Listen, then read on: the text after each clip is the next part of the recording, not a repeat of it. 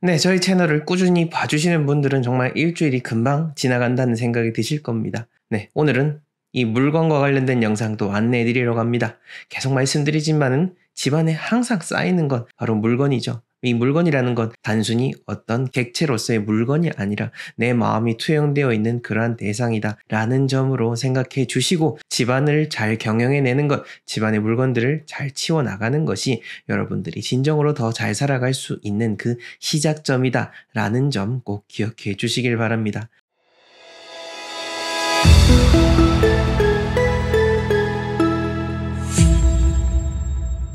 저는 국내 최대의 풍수 컨설팅 회사 멋지동 컴퍼니의 대표입니다. 여러분들에게 들려드리는 것들 모두 다 저희 4대째 내려오는 이 풍수 이론을 바탕한 것, 그리고 지금도 계속해서 풍수 컨설팅 현장을 직접 나가고 있는 전문가로서 말씀드리는 거니까요. 신빙성 있게 봐주시면 여러분들의 삶이 더욱더 풍족해질 것입니다. 본격적인 영상 들어가기 이전에 좋아요와 구독, 알림 설정 꼭 부탁드리겠습니다. 네, 여러분들 당근마켓에서 절대 사시면 안 될 그 첫 번째 물건은 바로 속옷입니다. 속옷이라는 것은 항상 여러분들의 몸에 항상 밀착해 있고 여러분들의 중요한 부분을 보호해주는 그런 역할을 하는 겁니다. 이 물건들이 의미가 있고 풍수적인 의미, 그런 기운에 대한 의미를 다루는 이유는 사람의 손이 닿는다라는 것 그 자체로 의미가 있기 때문입니다. 그렇다면은 항상 내 몸에 지니고 있고 항상 내 몸 중에서도 소중한 부위를 가려주는 역할을 하는 이 속옷은 그 어떠한 옷들보다도 중요한 겁니다. 그렇다면은 그 중요한 속옷인 그것을 새 것으로 구비를 해서 여러분들의 몸에 입도록 해야 되지, 만약에 이거를 중고로 사려고 이렇게 하다 보면은 어떤 사람이 어떻게 입었는지를 알 수가 없습니다. 물론 그렇게 해도 막 입고 막 해도 잘 지내시는 분들도 있기는 있습니다. 있긴 있는데, 근데 그래도 그러다가 한 번쯤 탈이 나버리면 그때는 어떻게 하시려고 합니까? 그 한 번 때문에 이렇게 이야기를 드리는 겁니다. 속옷을 왜 중고로 사냐 하시는 분들 계시겠지만은요, 있습니다. 있고요. 미개봉으로 해서 지금 처음 파는 거예요 라고 한다 하더라도 이왕이면은 다른 거 아끼더라도 속옷은 그냥 새로 사서 입으시길 바랍니다. 자, 그 다음 두 번째로는요, 밥솥하고 쌀떡입니다. 이 밥솥하고 쌀떡은 제가 주방 풍수를 이야기하면서 항상 가장 중요하게 여기는 것 중에 하나들인 거죠. 쉽게 말해서 이게 남의 집 곳간하고도 똑같은 겁니다. 남의 집 금고와도 같은 건데, 이 남의 집 금고와도 같은 밥솥하고 쌀떡을 샀을 때 역시나 속옷처럼 그 집이 어떠한 집이었는지를 알 수가 없기 때문에, 그래서 이거 역시나 위급한 상황이 아니면은 그냥 새 걸로 구비하시는 게 맞다라고 조언을 드리고 싶고요. 그 다음 세 번째로는요, 지갑과 가방입니다. 앞에 두 번째에서 이야기 드렸던 거와 마찬가지로 계속해서 금전운과 관련된 물건들, 이제는 여러분들 다 잘 알 겁니다. 이 지갑과 가방, 의미 있는 사람이 써가지고 또 내 지인 중에서 정말 괜찮게 잘 지내고 성공한 사람 이렇게 막 물려주고 할 수도 있을 겁니다. 이런 측면이면은 모르겠습니다만은, 누가 썼는지 모르는 그러한 지갑과 그러한 가방을 통해서 여러분들의 운과 충돌이 되게 될 수도 있기 때문에 이야기를 드리는 거고요. 그 다음 네 번째로는요, 침구류입니다. 제가 이사 갈 때 가져가야 될 중요한 물건 중에 하나로서 이불을 이야기 드렸습니다. 그만큼 여러분들이 항상 몸에 붙이고 있었던 아까 속옷과도 비슷한 의미라고 보시면 되겠습니다. 이불 역시나 중고로 하는 것보다는 새로 구비하시는 게 좋다라고 이야기 드리고 싶고, 자, 그 다음으로 중고로 샀을 때 좋지 않은 것 중에 하나가 바로 이 청소 도구입니다. 왜, 아마 들으신 분들 있으실 텐데, 이사할 때 예전에 이제 그렇게 헌집에서 쓰던 빗자루는 그렇게 쓸고 나서 그냥 그대로 두고 온다라고 하는 그러한 풍습이 있었습니다. 요즘도 그걸 지키시는 분들이 간혹 계실 텐데요. 여러 가지 미신적인 의미다라고 생각을 해도 되겠지만은, 또 한편으로는 그럴 만한 이유가 있지 않았나라고 생각해 볼 수도 있겠죠. 그리고 그 어떤 다른 집에서 쓰던 불결한 용품 중에 하나이기도 하니까요. 그것을 여러분들이 계속해서 맑혀나가야 될 그러한 의미 있는 공간에 구비하는 것은 저는 꼭 말리고 싶습니다. 자, 그리고요, 이 중고 물건 중에서 가장 또 깊이 해야 될 게 바로 이거죠. 여러분들이 그냥 기분이 찝찝한 거, 이 물건들인데, 사실 이 기분이 찝찝한 물건에 대한 거는 아마 유튜브 상에서는 제가 처음으로 이야기를 드리는 걸 겁니다. 이제 저의 영상을 통해서 저의 풍수 인테리어 그 정통 강의를 통해서 많은 사람들이 제대로 된 풍수 인테리어의 학문을 그대로 이제 배우고 실천해 나가고 적용해 나갈 겁니다. 그리고 다른 유튜버 분들도 또 저의 영상을 보시고 이렇게 따라하고 이야기를 하기도 하겠지만은 이런 기운적인 측면을 이야기하는 것은 저희 집안, 저희 천성주 마스터님 그리고 그 가르침을 이어받는 저 멋지동 뿐이다라는 것을 여러분들이 기억해 주셨으면 해서 잠깐 이야기를 드리는 거고, 이게 내가 이렇게 찝찝하게 느껴지는 물건이다 하면은 굳이 이렇게 살 필요 없습니다. 그냥 찝찝하면은 버리면 되는 거지, 내가 이렇게 돈 주고 샀다고 해서 찝찝한데 아까워서 둬야겠다라고 하면은 더 큰 문제를 불러일으킬 수 있으니까요. 내가 기운이 그렇게 뭔가 불결하게 느껴진다라고 하는 것은 여러분들의 예감이 맞을 수가 있으니까 그것도 과감하게 정리를 하십시오. 자, 그렇다라고 한다면은 이 중고라는 것 자체가 무조건 다 나쁜 건 아니다라고 제가 처음에도 이야기를 드렸습니다. 또 많은 분들이 이 버려야 될 물건, 이런 중고 물건에 대해서 제가 이야기를 하면은 많은 분들이 댓글을 통해서 다는 게 이 각박한 세상에서 좀 나누고 살고 이렇게 자원을 아끼는 측면인데 뭐 굳이 이렇게 얘기를 하나라고 하시는데요. 근데 저는 또 그렇게 얘기하고 싶습니다. 그렇게까지 환경을 생각하고 세상을 생각을 하고 자원을 아끼고 싶다면은 그냥 우리가 덜 쓰고 덜 먹는 거, 그게 가장 1차적으로 맞는 거지. 일단 내가 쓰고 싶은 거 다 쓰고 하고 싶은 거 다 했는데 그냥 그거를 또 내가 쓰기는 그렇고 또 그렇게 하니까 그냥 돈 남기고 싶어서 하는 거지, 그게 어떤 세상을 위한 것은 아니다라고 저는 이야기를 드리고 싶습니다. 제 이야기가 사실 더 맞지 않습니까? 그만큼 우리가 어떤 내 마음에 편리한 것들, 이 세상에는 배치되지만은 내 현실의 편리함을 위해서 마치 공정한 기준으로 불합리한 마음을 포장하고 있는 건 아닌지를 한 번쯤은 돌아보는 것도 의미가 있습니다. 왜냐하면은 내 스스로 솔직해졌을 때 그 마음을 통해서 다시 또 더 새롭게 나아갈 수가 있기 때문에 제가 이러한 이야기를 드리는 겁니다.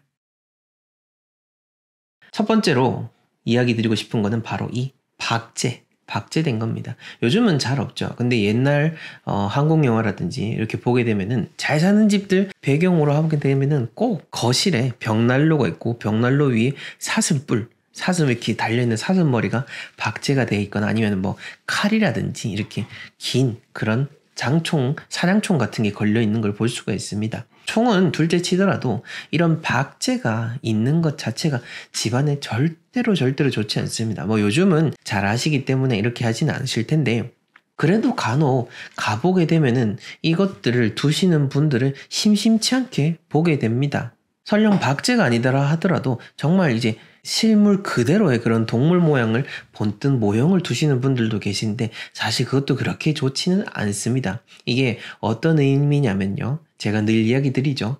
살아있는 사람이 사는 집을 양택이라고 하는데 이 살아있는 사람이 사는 집에는 다 생기가 돌 수 있도록 해야 되는데 죽어있는 공간, 죽어있는 물건이 있으면 좋지 않다라고 말씀을 드립니다. 죽어있는 물건 중에 가장 대표적인 것 중에 하나가 바로 박제인 거죠.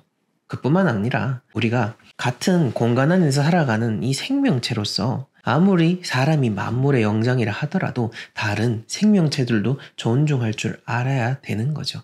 그렇게 봤을 때 내가 아닌 다른 동물이라 하더라도 그 동물에 죽어있는 그 형체를 그대로 집안에 들인다라고 하면은 그 사람 자체의 어떤 생명 존중에 대한 그 인식을 어느 정도 엿볼 수 있다라고 보시면 되는 겁니다.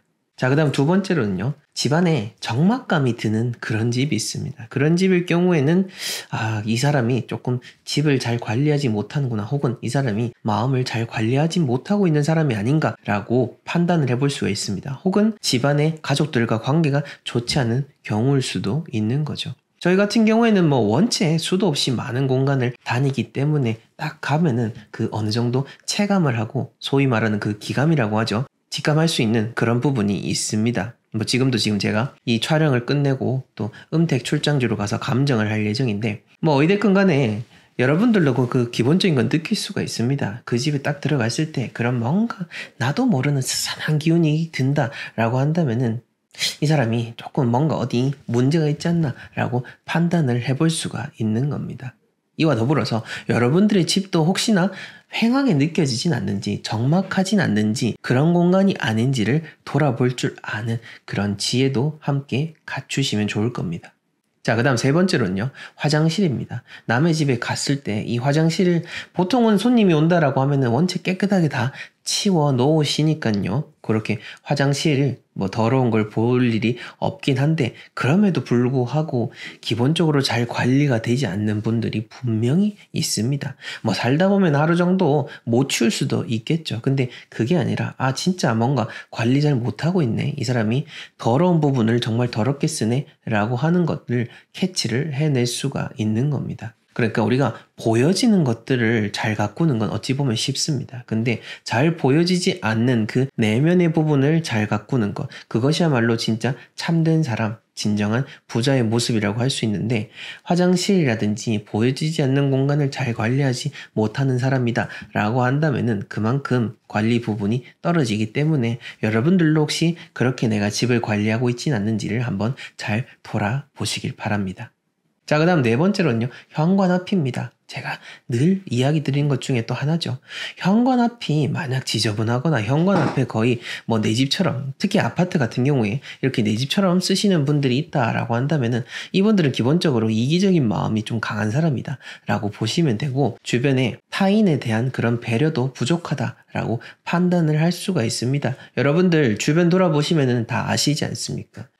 집 앞에 이렇게 쓰레기 쌓아 놓는 사람들, 재활용 쓰레기든 본인들이 쓰는 그런 자전거든 뭐든 그냥 더럽게 방치해놓고 길 가는 사람들 불편하게 해놓는 그런 사람들, 여러분들 다 좋지 않게 생각할 겁니다. 근데 그게 여러분들의 모습일 수가 있습니다. 무조건 남을 탓할 게 아니라 그걸 통해서 또 여러분들을 돌아보시면 되는 거니까요. 만약 현관 앞이 지저분한 사람의 집이다 라고 한다면은 이 사람은 조금은 남에 대한 배려가 부족하구나 라고 판단을 할 수가 있는 겁니다.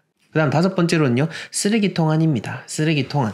이게 쓰레기통도 자주 바꿔주시라라고 제가 이야기를 드리죠. 근데 쓰레기통도 그렇고 집안에 뭔가를 계속 묵혀두기 때문에 집안에 계속 그 묵은 냄새가 나는 경우들이 있습니다. 그거는 습관이라고 볼 수가 있습니다. 그리고 그 묵은 냄새, 더러운 쓰레기의 냄새에 항상 방치되어 있고 내가 거기에 젖어 있다라고 한다면은 그만큼 그 사람의 마음도 탁해져 있다라고 볼 수 있으니까요. 여러분들의 집도 그렇고 주변 사람의 집도 만약 그러하다면은 한 번쯤은 잘 돌아보시길 바랍니다.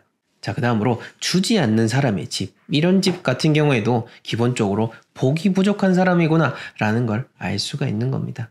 우리의 선조분들께서는 항상 집안에 들여오는 그 손님을 절대 그냥 내보내지 않으셨습니다. 물 한 잔을 떠드린다 하더라도 무조건 대접을 해서 돌려보내곤 하셨죠.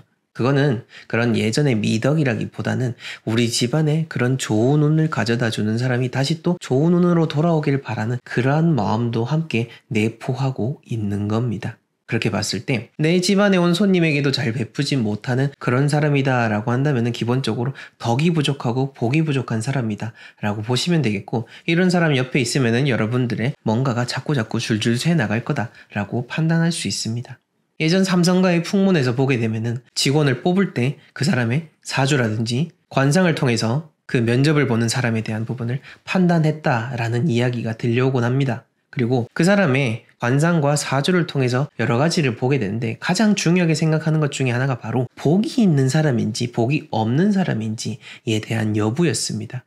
그렇게 봤을 때 우리가 그 사람에 대해서 사주나 관상을 명확하게 알 수는 없지만은 그 사람의 그 행동의 일면을 보게 되면은 이 사람이 평소에 덕이라든지 복을 베풀지 못하기 때문에 금방 복의 그릇이 떨어질 사람이겠구나 라는 것은 알 수가 있는 겁니다. 여러분들의 복의 그릇도 마찬가지니까요. 항상 베푸는 그러한 행동을 하시길 바랍니다. 자, 이렇게 쭉 여러 가지의 측면을 이야기 드렸는데 물론 이런 거 하나하나 가려가지고 사람을 다 쳐내게 되면은 만날 사람 아무도 없겠죠. 하지만 제가 이야기 드리고 싶은 거는 가릴 수 있는 부분만큼은 가리는 게 좋다. 그리고 우리가 모두 다 믿을 수가 없고 어떤 사람을 판단하는 어느 정도의 척도는 가지는 게 좋기 때문에 이렇게 얘기를 드리는 거지, 무조건 모든 사람을 다 잘라내라, 무조건 모든 사람을 다 이렇게 만나라 라고 하는 그런 얘기는 아닙니다.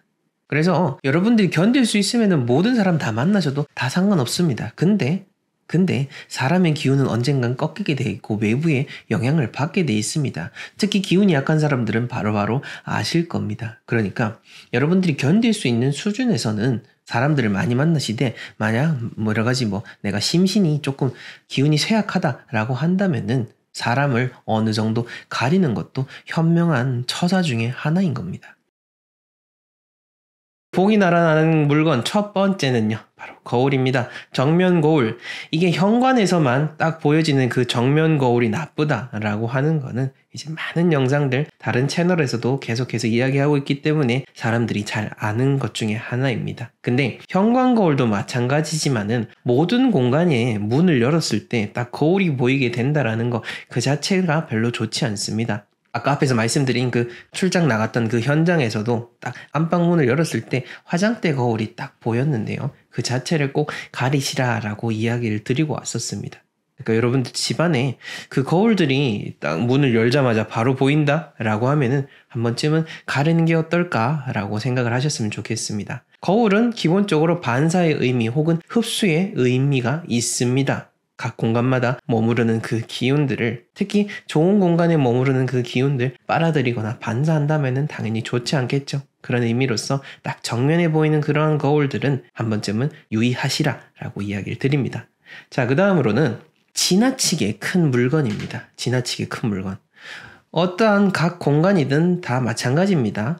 그게 원룸에 사시든 10평대, 20평대, 30평대 혹은 그 이상의 사시든 어디든 다 똑같습니다. 각 공간에 맞게끔 조화롭게 이루어질 수 있는 그런 물건이 있어야 되는 거지, 너무 공간을 과하게 차지하는 그런 물건은 기본적으로 집안의 균형을 깨뜨릴 수가 있다라고 이야기를 드립니다. 예를 들어서 내가 원룸에 살고 있는데 피아노를 너무 좋아해. 그래가지고 그랜드 피아노를 딱 이렇게 집안에 넣어버리면 발 뻗고 누울 곳도 하나 없게 되겠죠. 좀 극단적인 예를 들었지만은 이처럼 너무 좀 우리 집 공간에 비해서는 과한데? 라는 생각이 드는 정도의 물건이라면은 적절하지는 못하다라고 이야기를 드립니다. 그렇다고 해서 버리라 라는 그런 뜻은 아닙니다. 그냥 그렇다라는 개념을 알려드리는 거니까요. 여러분들이 나중에 새로운 공간을 가실 때는 그에 맞게끔 적용을 하셨으면 좋겠습니다. 이 공간에 대한 이야기를 조금 더 해보자면은요. 얼마 전에 어떤 분도 또 그렇게 상담을 요청해 오셨었는데, 공간을 꾸밀 때 여러분들이 중요하게 생각해야 되는 게 바로 조화로움입니다.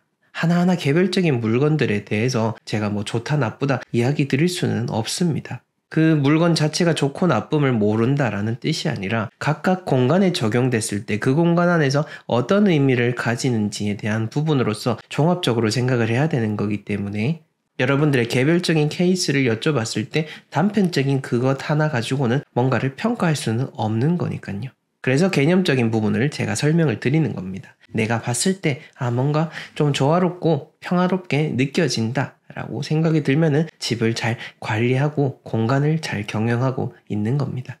그 다음 세 번째로 집안에 두면은 안 좋은 것 중에 하나가 지나친 유리로 된 장식입니다.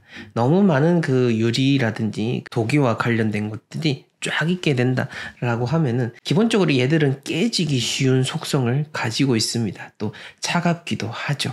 깨지기 쉽다, 차갑다라고 하면은 어떤 생각이 드십니까? 조금은 부정적인 쪽으로 치우치지 않습니까? 이게 집안에 지나치게 있다라고 한다면은 그만큼 균형을 깨뜨린다라는 개념으로 쉽게 생각을 하시면 됩니다. 물론 한두 개 정도는 둘 수가 있겠죠. 이게 과할 경우에 그렇다라고 이야기 드리는 거니까 잘 적용하시길 바랍니다. 자, 그 다음으로는 카페트에 대한 내용입니다. 카페트. 그 카페트를 거실에 깔아두시는 분들 정말로 많으실 텐데요. 일단 카페트 자체는 기본적으로 좋습니다. 그 대부분 또 밝은 색으로 잘 깔아놓게 되면은 공간도 넓어 보이게 되고 조금 더 따뜻한 기운, 포근한 기운으로서 공간이 풍성해짐을 느낄 수가 있는데, 다만 이게 또 재질이라든지 여러 가지 또 특성에 따라서 너무 막 엉금엉금 되어 있는 그런, 제가 어떻게 표현이 지금 안 되는데, 깔끔한 단색보다는 막 헝클어진, 마치 헝클어진 이런 동물털 같은 느낌으로 되어 있는 것 같으면은 당연히 먼지도 끼기 쉽고 전반적인 조화로움을 깰 수 있으니까 카페트를 까실 때는 조금은 유의를 하시라라고 말씀드립니다.